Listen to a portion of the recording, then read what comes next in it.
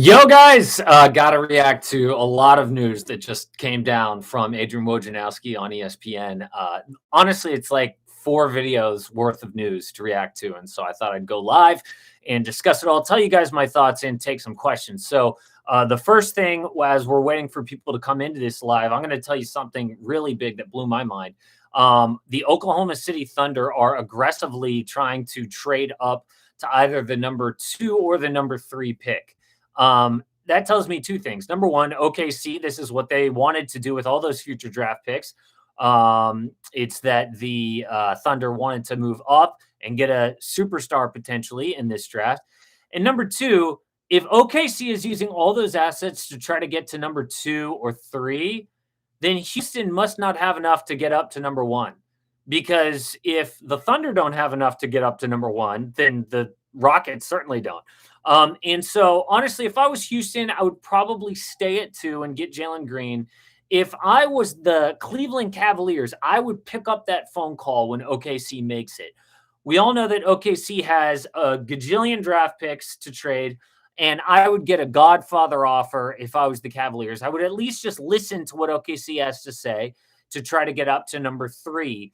And the reason is because if Cade Cunningham goes number 1, if Jalen Green goes number 2, then that leaves the best prospect as Evan Mobley. And the fact is, they've got like $100 million center already in Jared Allen, who's young.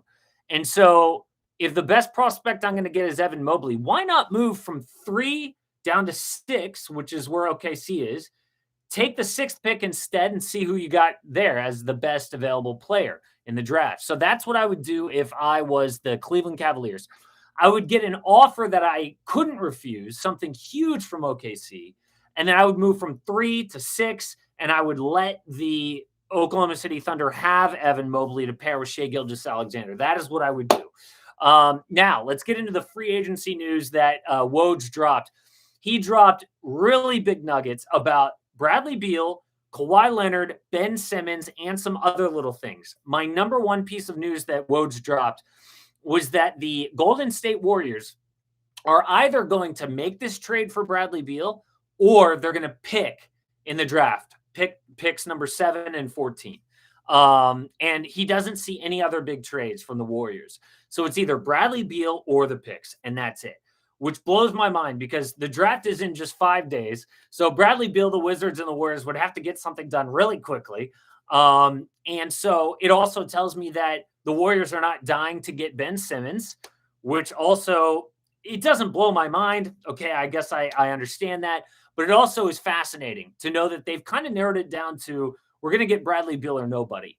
That also kind of tells me that Damian Lillard may not be available after all.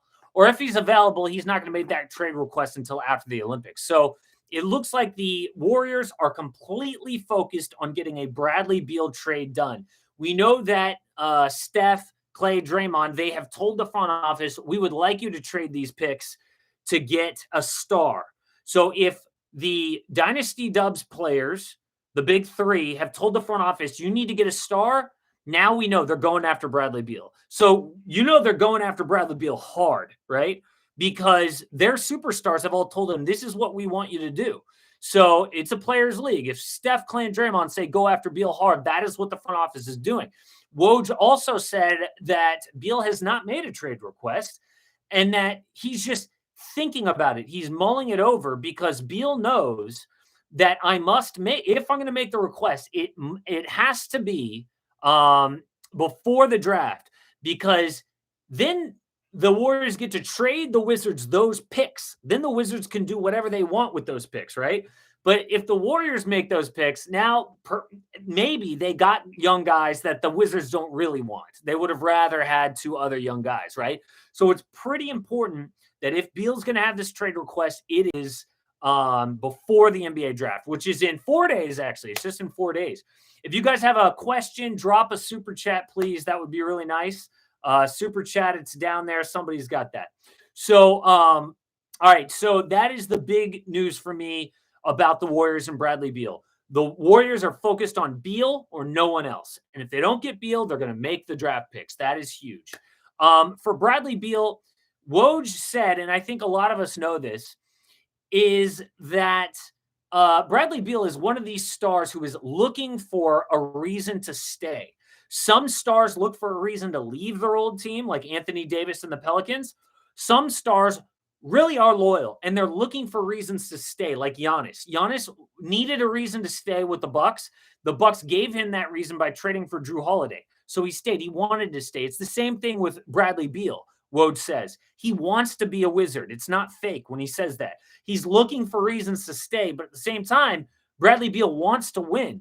And he may come to the realization, I can't win here. And so if I have two priorities, loyalty and winning, Brad Beal needs to decide, I'm going to make my priority number one winning over loyalty. And if that's the case and he realizes I cannot win here, then loyalty is the second priority and he's going to leave. But he needs to decide that in the next 4 days. I mean, that is crazy. So that was just so fascinating to me. And for me, the teams that have a legit package to get Bradley Beal are the Heat, the Celtics, the Warriors, and the Nuggets. The Warriors, James Wiseman, Wiggins, and the picks. The Celtics, any package built around Jaylen Brown, which is great. But if you're the Wizards, why would you just swap young good guy for young good guy? And then also, if I'm the Celtics, it's like, what does Bradley Beal bring me that Jaylen Brown doesn't? And Jaylen Brown's more of a two-way player. So I'm not even sure if I would do that if I was the Celtics. The Heat, I think they do have a package centered around Tyler Hero, Duncan Robinson, Precious Achiuwa, and picks. It's not a super strong package, but it's a package. But number 4, honestly, I think the team with the best package for Beal is the Nuggets. If they want to flip Michael Porter Jr., I can't think of many better young players that you could get for Bradley Beal than Michael Porter Jr. because he is healthy. So that's what I think. I think it's really the Nuggets, although we haven't heard enough rumors about them, right? So maybe the Warriors have the advantage here because the Warriors can go to the Wizards and say, look, you probably can't find a better package than this. So this is the package you should take. We'll see. First, Bradley Beal has to make that trade request. We could hear at any moment news breaking that Bradley Beal has made a request for a trade. We could hear that at any moment. Now, we're going to get to the Kawhi Leonard news and we're going to get to the Ben Simmons news. But first, I want to take a quick break for a super chat. Hayden, who I really appreciate, says, all right, Casey, I was going to ask, what's your prediction for Simmons? All right, Hayden, let's get to this Ben Simmons news. So Woj says that the Sixers have called almost every single team to try to get a Ben Simmons trade done. But the only thing they want back is an all-star. And the one trade that made the most sense to Adrian Wojnarowski and Zach Lowe was CJ McCollum for Ben Simmons, straight up. He said maybe there's going to be a pick, going one way or the other. They would have to discuss that. But CJ McCollum for Ben Simmons, that is the trade that they brought up as a credible, realistic example. Why not? I love that trade. If you're the Sixers, you get the guard that you need, that you don't have. If you are the Blazers, you get an all-star in the front court with Damian Lillard in the backcourt. You need to improve your defense. Not many better defensive players than Ben Simmons who can guard 1 through 5. Now, of course, we could talk about the liabilities that Ben Simmons has. Clearly, he's got a few. But assuming that a change of scenery will help Ben, I think that's a pretty good trade. I really do. So Hayden wants to know what my prediction for Ben Simmons is. I got to think that he's going to get traded. Will they get an all-star back? Woj says the Sixers are going to hold out for an all-star and that technically they don't even need to trade. They could go into the season with Ben Simmons. My whole thing with that, when I heard them say that, they don't need to take a trade for Ben Simmons right now. The thing that sticks in my mind is Joel Embiid throwing Ben Simmons under the bus in the post-game press conference in the playoffs. And also Doc Rivers kind of throwing Ben Simmons under the bus. So you say that they can go into the season with Ben Simmons still on the roster. I don't know, man. That's going to be really tough with the way that Joel Embiid and Ben Simmons, Joel Embiid and Doc Rivers kind of stabbed Ben in the back and put the blame on him. Rightfully so. The blame should be on him. I just can't see that happening. I cannot see them bringing back Ben Simmons at this point. But they say, the guys on ESPN say, oh, they can bring him back. I can't see it. I don't know. Okay, the third piece before we get to the Lakers news that had me laughing, to be honest. Let's first talk about the Clippers. If anyone else wants to do a super chat, I would really appreciate that. All right. All right, it's all good. All right, let's get to this Kawhi Leonard news. So Woj says he sees zero indication that Kawhi will do anything but re-sign with the Clippers. So Kawhi will be a Clipper. And we all agree with that. I mean, this guy turned down the Supermax from the Spurs. He turned down the Supermax and having just won a trophy from the Raptors so that he could go to LA and be a Clipper. So he clearly values being in LA over money, over winning, because they had just won in Toronto. So if you value being in LA over money and winning, what else is there really, right? And you know that they treat Kawhi well at the Clippers. Not many teams would let you live all the way down in San Diego and basically play basketball whenever you feel like it. But the news also was that teams are no less aggressive in trying to get Kawhi just because of his injury. Kawhi is going to be out till at least the playoffs next year. And knowing him, how he doesn't really love to play basketball, it seems, he may even be out all of next year. But just like what we saw with Kevin Durant and how he came back great and how every team in the league wanted KD even after the Achilles, teams feel the exact same about Kawhi. They're not afraid of the injury. They don't care. It's Kawhi Leonard, two-time finals MVP. My whole thing is that he's going to stay in LA because of everything else I just mentioned. He wants to be there. But just because Woj isn't hearing anything about Kawhi leaving doesn't mean Kawhi's not thinking about it, okay? To me, that doesn't squash the rumors at all because no NBA reporter, even Woj, hears anything about Kawhi. That's just Kawhi's style. If you guys remember, before he joined the Clippers, I think there were some guarantees from like Chris Broussard and other guys that he would be a Laker. That's what they heard. He'd be a Laker. And it turns out he wasn't at all. It's because no one hears anything about Kawhi. So just because Woj is saying he hasn't heard anything, to me means nothing, really. So if you believed that Kawhi could leave the Clippers, this report from Woj, to me, doesn't change that at all. So now let's go to the Lakers. Actually, before we get to the Lakers, one more break for a super chat. Hey, it's Hayden again. If anyone else wants to join this Hayden party, I'd appreciate it. I thought it was funny when Woj said that, this is what I'm going to get to, Caden. Hayden is talking about this Lakers news. He thought it was funny when Woj said that Kuzma and KCP were offered to basically every team in the league. And that is funny. So the Lakers really want another playmaker alongside someone who can create offense alongside LeBron. And that means either Chris Paul. Does it mean Mike Conley? Does it mean Kyle Lowry? Whatever the case, Dennis Schroeder is not who they're excited about, okay? So the Lakers want to bring in a veteran playmaker. He didn't mention Lonzo Ball, by the way. Interesting. But he said that the Lakers have basically offered KCP and Kyle Kuzma to every single team in the league, and they've gotten no interesting offers back. So Lakers fans, that really sucks. Your best trade assets are your draft pick this year, which I think is in the late 20s. You have like your 2028 draft pick, and then you have your tradable guys. Kentavious Caldwell-Pope, Kyle Kuzma. Who else on the Lakers is tradable? THT, he would have to be on a sign trade. So what I'm hearing is it is going to be extremely difficult for the Lakers to get this thing done.